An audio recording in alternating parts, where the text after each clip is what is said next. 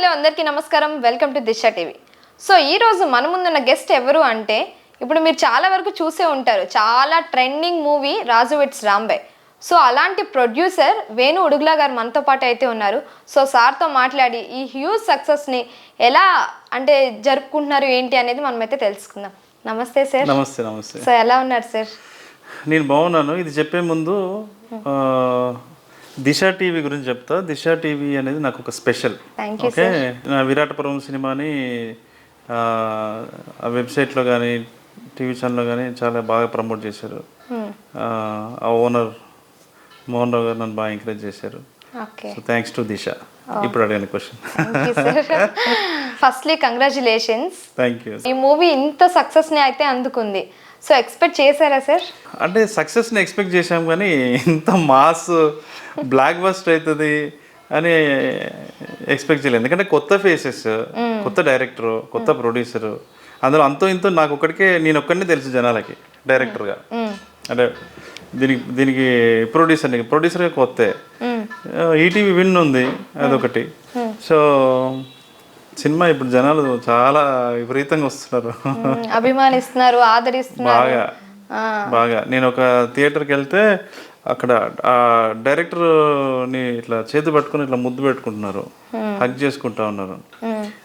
ఒక అతను డైరెక్టర్ వాళ్ళ పేరెంట్స్ కూడా వచ్చారు. ఖమ్మం వెళ్ళినప్పుడు మేము ఒక ఆయన వచ్చి డైరెక్టర్ వాళ్ళ ఫాదర్ కాలు మొక్కి, ఎంత మంచి కొడుకును అన్న, అసలు ఏం సినిమా తీశాడు, అసలు ఎంత అద్భుతమైన సినిమా తీశారు, ఎంత రియలిస్టిక్గా ఉంది అని చెప్పి అన్నారు. ఇంతకంటే మంచి అదేం కావాలి చెప్పండి. ఎన్ని ఇయర్స్ కష్టం అంటారు ఇది? నేను 2 years ఈ సినిమా మీద వర్క్ చేశాము. Almost 2 years. చాలా చాలా హర్డిల్స్ వచ్చాయి మాకు. అంటే షూటింగ్ వెళ్ళే ముందు హీరోయిన్కి యాక్సిడెంట్ అయింది, అమ్మాయికి కొంచెం అంటే చిన్న కాల్ యాక్సిడెంట్. అమ్మాయి కోసం 1 month 1.5 month ఆగాం. దెన్ సమ్మర్ వచ్చింది, సమ్మర్లో అక్కడ చేయడానికి లేదు, సరే అని ఆగిపోయాము. దెన్ వర్షాకాలంలో హెవీ రెయిన్స్ వచ్చినాయి, అక్కడ వరదలు వచ్చినాయి, షూటింగ్ మధ్య మధ్య ఆగిపోవటము. మేము చేసిన షూటింగ్ లొకేషన్స్లో సరైన ట్రాన్స్పోర్ట్ ఉండదు, లాడ్జింగ్ బోర్డింగ్ అది ఉండదు, ఫుడ్ ప్రాపర్గా ఉండదు, గట్టిగా వర్షం వస్తే వరద వచ్చే ప్రాంతం, రోడ్లన్నీ జలమయమయ్యే ప్రాంతం.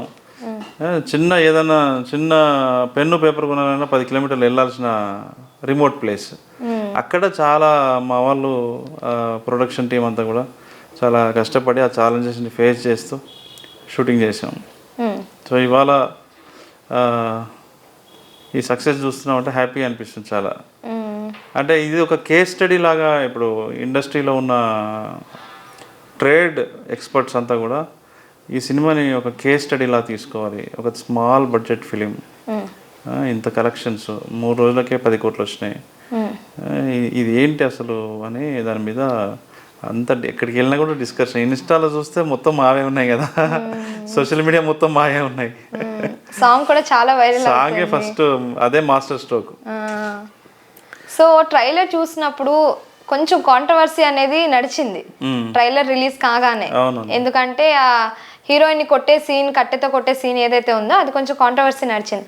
సో అప్పుడు మీకు ఎలా అనిపించింది? ట్రైలర్ని చూసి మీరు ఎట్లా జడ్జ్ చేస్తారు సినిమాని? ఇదే బయట చాలా జరుగుతూ ఉంటాయి రియాలిటీలో, మీరు వాటిని ఎప్పుడు ప్రశ్నించరు. ఓకే, ఇప్పుడు చాలా అమ్మాయిల మీద చాలామంది అమ్మాయిల్ని చంపడం కావచ్చు, అత్యాచారం చేయడం కావచ్చు, హత్యలు చేయడం కావచ్చు, యాసిడ్లు వేయడం కావచ్చు, అమ్మాయిల్ని ఇష్టం ఉన్నట్టుగా కొట్టడం కావచ్చు అబ్బాయిలు. అలాంటి వాటి మీద ఏమి స్పందించరు. సొసైటీలో ఉన్న సోషల్ రియాలిటీస్ గురించి కూడా మాట్లాడరు. కానీ ఎక్కడైనా సినిమాలో ఇలాంటిది కనిపిస్తే మహిళలను ఉద్ధరించే పెద్ద బ్యాచ్ లాగా దిగుతారనమాట. దిగి ఇది కరెక్ట్ కాదు. అందులోనే వేరే సీన్స్ కూడా ఉన్నాయి. సో సినిమాని చూసిన తర్వాత జడ్జ్ చేయాలి. ట్రైలర్ చూసి సినిమా చెత్త సినిమా అట్లా ఇట్లా అని రిలీజ్ కాకముందే మాట్లాడడం అనేది కరెక్ట్ కాదు కదా. సో ఫైనల్గా ఏమైంది, ఇప్పుడు ఆ రోజు మాట్లాడిన వాళ్ళే ఇవాళ అందరూ అద్భుతం, బాగుంది అని వాళ్ళే మీమ్స్ వేస్తున్నారు. సేమ్ ఏదైతే అప్పుడు మీమ్స్ వేశారో నెగటివ్గా, వాళ్ళే ఇప్పుడు పాజిటివ్గా మీమ్స్ వేస్తున్నారు. బ్లాక్ బస్టర్, ఇది ఒక కేస్ స్టడీ అది అని చెప్పి. సో అట్లా. సో ఈ మూవీ ఎంత సక్సెస్ అయిందో, సో అంతగానే మీరు అయితే ప్రజలకి రీచ్ అయ్యారు. సో అదే ఎలా అనిపిస్తుంది మీకు? ఒక హీరో హీరోయిన్లు ఆర్టిస్టులు జనరల్గా తెలుస్తారు జనాలకి. ఇప్పుడు ఇవన్నీ సోషల్ మీడియా ఉండటం వల్ల కొంచెం మేము కూడా అంటే మా స్పీచ్లు కావచ్చు, వాట్ ఎవర్ మేము చేసిన ప్రమోషన్స్ వల్ల నేను డైరెక్టర్ అందరం కూడా బాగా తెలిసింది, జనాలకు తెలిసిపోయింది. అంతకుముందు నేను తెలిసినా కూడా తక్కువ తెలుసు, మరి మాసెస్లోకి నేను వెళ్ళలేదు. సో ఇప్పుడు చాలామంది బయటకు వెళ్తే గుర్తుపడుతూ ఉన్నారు. నీది నాది ఒకే కథ కానీ, లేదంటే విరాట పర్వం కానీ, ఇవన్నీ మూవీస్ డైరెక్ట్ అయితే మీరు చేశారు. సో ప్రొడ్యూసర్గా ఎందుకు మారాల్సిన ఇది వచ్చిందంట? ఆ కథే అండి, అతను చెప్పిన కథే నన్ను, అంటే నేను ప్రొడ్యూసర్గా ముందు ప్రొడ్యూసర్గా మారి సినిమాలు చేయాలనుకున్నాను, కానీ వెంటనే చేయాలని నేను అనుకోలే. అంటే ఇప్పుడు చేయాలనుకోలేదు, నేను 2 years తర్వాత అనుకున్నాను. కానీ ఆ కథ నన్ను ప్రొడ్యూసర్గా నేను మారడానికి ఒక క్యాటలిస్ట్ లాగా పనిచేసింది. సో ఎట్లయినా ఈ సినిమాని నేను ప్రొడ్యూస్ చేయాలి అని ఒక స్ట్రాంగ్ ప్యాషన్తోనే నేను ఈటీవీ విన్ వాళ్ళతో మాట్లాడడం అని చేశాను. ఇప్పుడు నార్మల్గా ఎవరైనా ఆర్టిస్ట్ని కానీ మూవీలోకి తీసుకోవాలి అనుకుంటాం, అంటే మంచిగా టాలెంట్ ఉన్న వాళ్ళని చూసి తీసుకుంటాం. కానీ మీరు ఏ ప్రాంతంలో ఏ గ్రామంలో అయితే చేశారో, సో అక్కడ వాళ్ళకి యాక్టింగ్ నేర్పించి మరీ ఛాన్స్ ఇచ్చారని విన్నాం. సో అంటే అక్కడి వరకు అంటే ఇప్పుడు మెయిన్ ఇంపార్టెంట్ ఆర్టిస్టులు వచ్చి, ఇప్పుడు ఫర్ ఎగ్జాంపుల్ హీరో వరంగల్ అతను, హీరోయిన్ రాజమండ్రి అమ్మాయి వాళ్ళ సొంత ఊర్లో, తర్వాత ఫ్రెండ్స్ క్యారెక్టర్లలో ఒక 3 ఆ ప్రాంతం వాళ్ళే, మిగతా బాబాయ్ క్యారెక్టర్ ఇట్లాంటివి కూడా ఆ ప్రాంతం వాళ్ళే, ఫాదర్ క్యారెక్టర్స్ వచ్చి ఇక్కడ వాళ్ళు, అంటే తెలంగాణ వాళ్ళే కానీ ఇక్కడ వేరే ఎవరు వాళ్ళు. అయితే వెనకాల ఉండే చిన్న క్యారెక్టర్ ఆర్టిస్టులు ఉంటారు కదా, వాళ్ళందరినీ ఆ దగ్గరి ఊర్లో, అదే ఊరు కాదు, ఆ దగ్గర ఊర్లో ఉన్న వాళ్ళని వర్క్షాప్ చేసాం, గుర్తించి యాక్టింగ్ ఇంట్రెస్ట్ ఉన్న వాళ్ళ చేత వాళ్ళకి వర్క్ అంటే యాక్టింగ్ నేర్పించి వర్క్షాప్ చేసి వాళ్ళని తీసుకున్నాం అనమాట. అందుకనే నీకు అంత రియాలిటీగా అనిపిస్తుంది.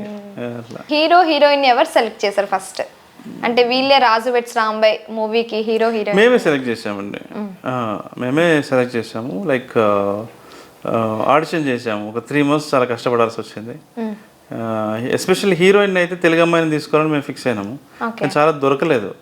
ఇన్స్టాలో చూస్తేనేమో మంచిగా ఉంటారు, తెల్లగా మంచిగా ఉండేది, కానీ పిలిపించిన తర్వాత అది హైట్ తక్కువ ఉండి విచిత్రంగా ఉండేవారు అనమాట.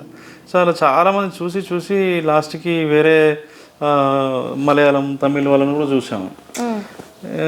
లాస్ట్కి ఒక ఫ్రెండ్ ఎవరో ఒకతను నాకు ఈ తేజస్వి ప్రొఫైల్ పంపించాడు, చూడంగానే అందరికీ బాగా నచ్చింది. సో అట్లా అందరు కొత్త వాళ్ళే కదండి సార్, సో మీకు భయమే లేదా మూవీ తీసేటప్పుడు? అందరు కొత్త వాళ్ళే కదా, ప్రజలు ఎలా ఆదరిస్తారు? ఇప్పుడు ఏదైనా ఏంటంటే మనము ఒక స్ట్రాంగ్గా ఒక సంకల్పంతోనే మనం ఒక మంచి కథ చెప్తున్నాము, ఈ కథ జనాలకు రీచ్ అవ్వాలి, జనాల్ని థియేటర్లకు రప్పించాలి, ఒక స్ట్రాంగ్ కన్విక్షన్తో మేము ముందుకు వెళ్ళిపోయాం. అంతే, అడుగు ముందుకేస్తే దారి అదే విచ్చుకుంటుంది. మనం భయపడి ఇక్కడే ఉంటే కష్టము.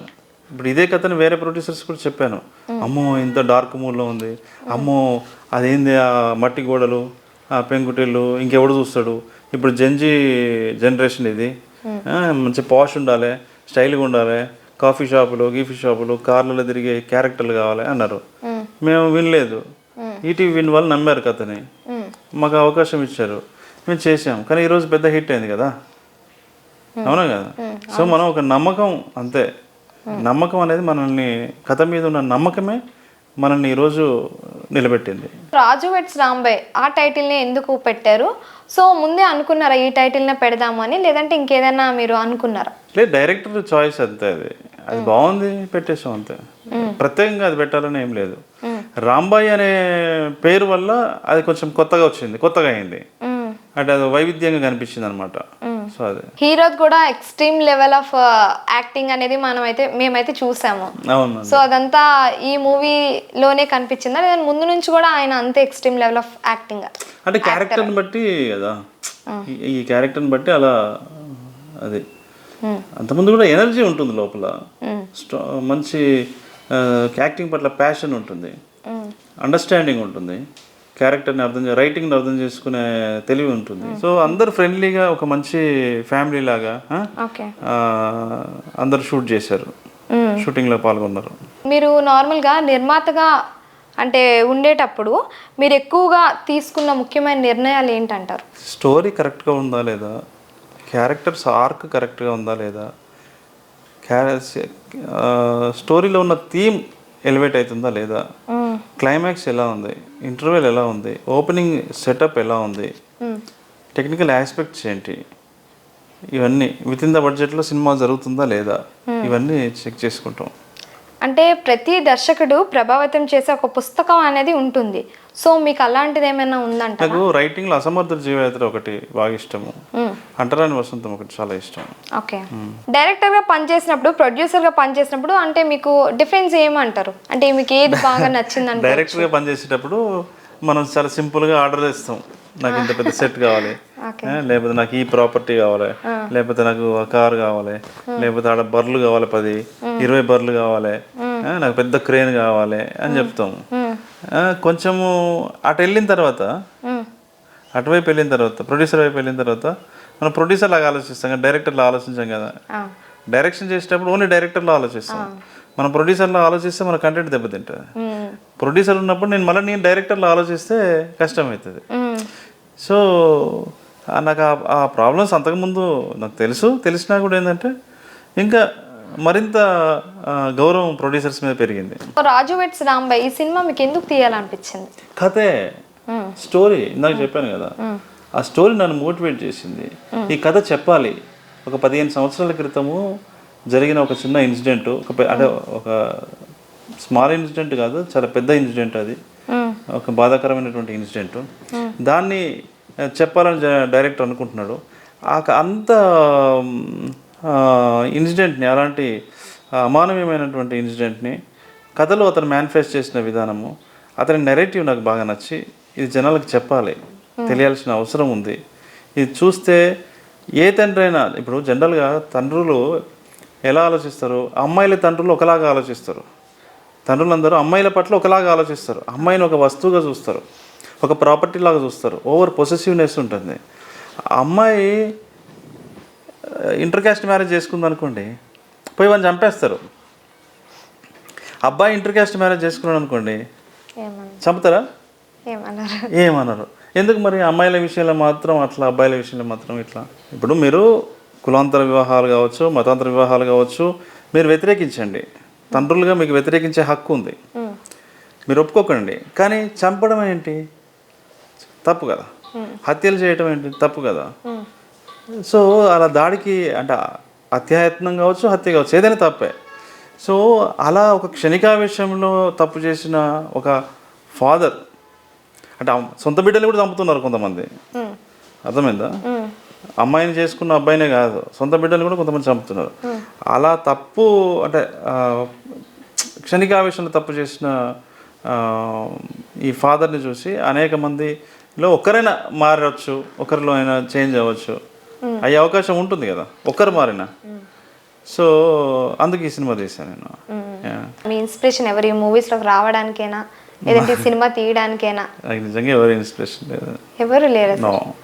అంటే మీకు మీరుగే, అంటే ఒక్కరంటూ ఉండరండి, ఒక్కరంటూ ఎప్పుడు ఉండరు. ఒక్కొక్క టైంలో ఒక్కొక్కరు అట్లా ఉంటారు.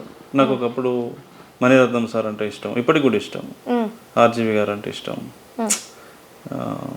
అట్లా నాకు ఆండ్రూ టార్కోస్కి, యూరోపియన్ ఫిల్మ్ మేకర్స్, కిస్లోవ్స్కి, కొంతమంది ఇరానియన్ ఫిల్మ్ మేకర్స్, అలా కొంతమంది అరే ఇలా తీయాలి మనం కూడా, ఇలా కథలో ఇలాంటి చర్చ మనం పెట్టాలి, ఇట్లాంటివి కథా వస్తువుని మనం చూస్ చేసుకోవాలి అనే ఒక ఇన్స్పిరేషన్ నాకు. నేను హైదరాబాద్ ఫిలిం క్లబ్ అనేది ఉండేది అప్పట్లో.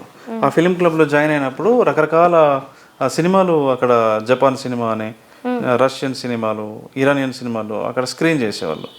నేను ఎవ్రీ సండే అట్లా ఇప్పుడు అంటే ఉన్నాయి కానీ, ఇప్పుడు మనకి నెట్ఫ్లిక్స్లో, ఇంటర్నెట్లో దొరుకుతున్నాయి కానీ, నేను 2005 ఆ టైంలో మనకి లేవు, మనకి ఎక్కడ దొరికేది కదా అవైలబిలిటీ. క్లబ్లో, ఫిలిం క్లబ్లో స్క్రీన్ చేసేవాళ్ళు.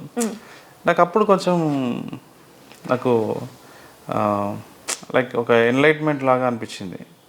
సినిమాలు చాలా వైవిధ్యంగా తీయచ్చు, ఇలా తీస్తే బాగుంటుంది, అలా తీస్తే బాగుంటుందని. అట్లా ఒక్కొక్క దశలో ఒక్కొక్కరు అలా మారుతూ వచ్చారు. అంటే ఈ మూవీ ముఖ్యంగా హిట్ అవ్వడానికి గల కారణం ఏంటంటారు? నిజాయితీగా మనం కథ చెప్పినప్పుడు ఆ కథలో ఒక ఇన్నోసెన్స్ ఉంది,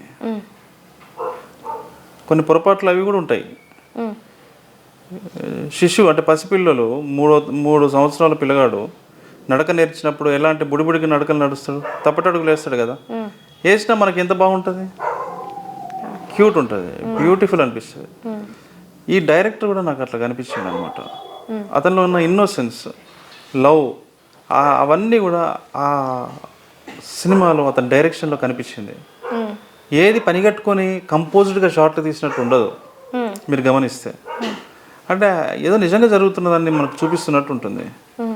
మన ఇంటి బయట ఒక గొడవ జరుగుతుంటే మన కిటికీలో చూస్తే ఎట్లా ఉంటుంది, అలా ఒక లైవ్ యాక్షన్ని రిప్రజెంట్ చేసేలాగా ఆయన ఫిల్మ్ మేకింగ్ ఉంటుంది. సో అలా ఉంది కాబట్టే ఆడియన్స్ దగ్గర అవుతున్నారు, క్లోజ్ అవుతున్నారు క్యారెక్టర్స్కి. సో ఇప్పుడు మీరు ఇన్స్టా చూసినా లేదంటే యూట్యూబ్ చూసినా ఏ రీల్స్లో చూసినా కామెంట్స్ అయితే చాలా మంచిగా అయితే వస్తున్నాయి. సో దానికి మీరు ఏం చెప్తారు? నాకు చూసారా కామెంట్స్ అవి? చూస్తున్నా, ఇన్స్టా మొత్తం నాదే ఉంది. సో నాది లేదా నా సినిమాది, నా హీరో, నా అందరిది, మాది ఉంది మొత్తానికి. So I felt very happy. అందరికి దగ్గర అయ్యాం కదా, మంచిది కదా. సో చాలా సంతోషంగా ఉంది. ఈరోజు నేను ఒక రెస్టారెంట్కి వెళ్ళాను, పంజగుట్ట మెరిడియన్ రెస్టారెంట్కి. వేరే పని మీద వెళ్ళి ఆడ బిర్యానీ బాగుంటుంది కదా తిందామని పోయినాం అనమాట. పోతే అక్కడంతా యంగ్ పిల్లలు వచ్చారు, 20 years 19 years స్టూడెంట్స్ ఉన్నారు అక్కడ తినడానికి వచ్చిన. అందరు ఇట్లా గుమ్ముగూడి సెల్ఫీలు తీసుకున్నారు. సో అట్లా నాకు మంచిగా అనిపించింది. అంటే ఎక్కువగా యూత్ కనెక్ట్ అయ్యారంటారా లేదంటే పెద్దవాళ్ళు కనెక్ట్ అయ్యారా? అందరూ కనెక్ట్ అయ్యారు. ఫస్ట్ యూత్ వచ్చారు థియేటర్స్కి, ఇప్పుడు పెద్దవాళ్ళు కూడా వస్తున్నారు. సో డైరెక్టర్ కూడా ఒక సవాల్ అనేది ఇసిరారు అమీర్పేటలో నేను అది. సో అప్పుడు ఎలా అనిపించింది, ఇప్పుడు ఎలా అనిపిస్తుంది? మాకు మమ్మల్ని చాలా డిస్టర్బ్ చేశారు కొంతమంది, నెగటివ్ ప్రచారం చేసి. అందుకనే మేమందరం అంత ఆవేశంగా మాట్లాడాము.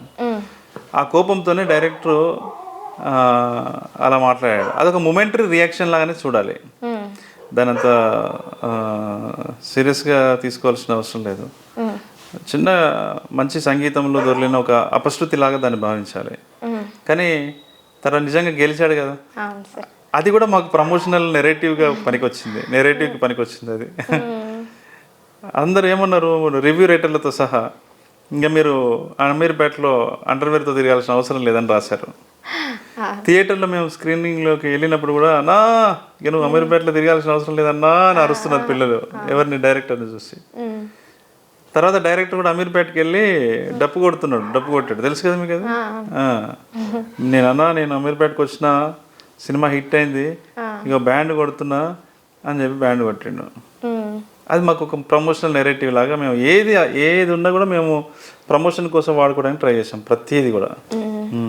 సో ఎప్పుడైనా ఎందుకు ఇండస్ట్రీ, అసలు ఎందుకు వచ్చాను అని మీకు ఎప్పుడైనా అనిపించిందా? ఇందులో కష్టాలు కానీ అంటే అనిపిస్తుంది, కామన్గా ఎవరికైనా అనిపిస్తుంది. మనం ఒక దారిని వెళ్తున్నాము, మనకు ములుగు గుచ్చుకుందాం, అబ్బా అటు పోతే బాగుండే, కొద్దిగా అటు పోతే బాగుండే అనిపిస్తుంది కదా, సాధారణంగా అనిపిస్తుంది. కానీ ఆ క్షణం అనిపిస్తుంది, తర్వాత మనకి ఇదే కరెక్ట్, ఇక్కడే నిలబడాలి, ఇక్కడే గెలవాలి అనిపిస్తుంది.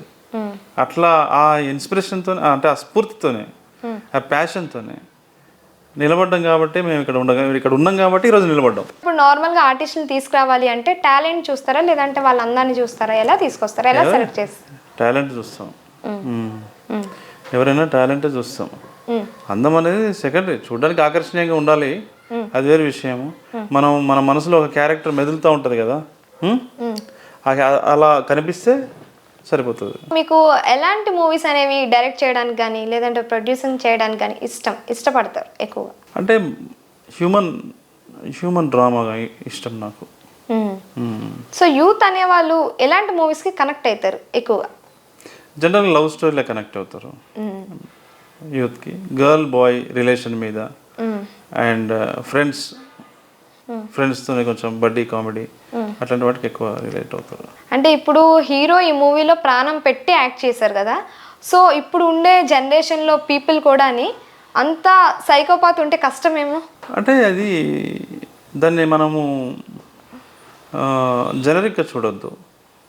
అది ఒక రూటెడ్ విలేజ్లో ఆ మనుషులు అంతా కూడా ప్రేమ వచ్చిన ఎక్స్ట్రీమ్ ప్రేమ, కోపం వచ్చిన ఎక్స్ట్రీమ్ కోపం అలా ఉంటాయి కాబట్టి ఆ క్యారెక్టర్ని అలా తీర్చిదిద్దడం జరిగింది తప్ప వేరే ఏం లేదు. యా. సో మీ పేరెంట్స్ ఎలా మా అంటే పేరెంట్స్ లేరండి, పేరెంట్స్ ఇద్దరు చనిపోయారు. ఓకే. సో నా ఫస్ట్ సినిమా అప్పుడు మా father, first cinema release before మా ఫాదర్ చనిపోయారు, మా మదర్ ఉండేది happy. Second cinema release before మా మదర్ చనిపోయారు.